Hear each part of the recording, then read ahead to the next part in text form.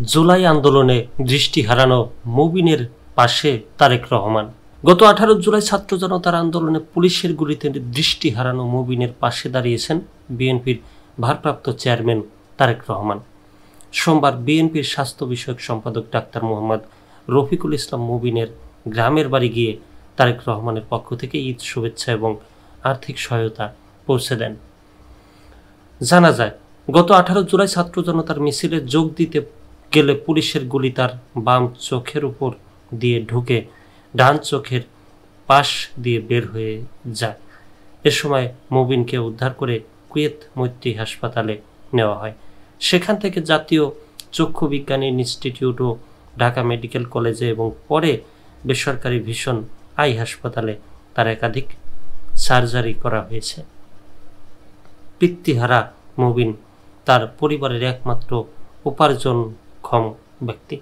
পেশায় একজন computer operator Mubin ভীষণ আই হাসপাতালে তার চিকিৎসায় লক্ষাধিক টাকা ব্যয় হয়।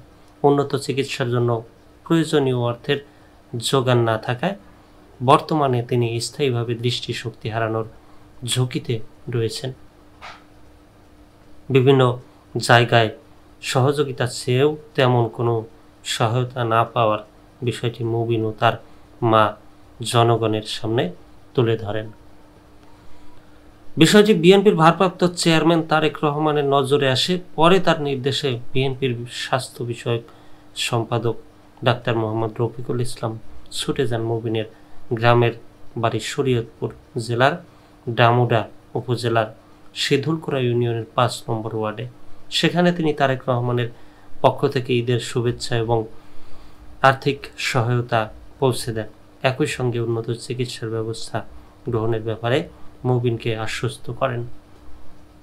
সেখানে এক সংক্ষিপ্ত বক্তব্যে ডাক্তার মোহাম্মদ রফিকুল ইসলাম বলেন, জুলাই আন্দোলনে আহতদের চিকিৎসা নিয়ে সরকারের উদাসীনতা অত্যন্ত দুঃখজনক। প্রায় দেখা যায় আহতরা চিকিৎসার জন্য হাসপাতালে আন্দোলন করছে।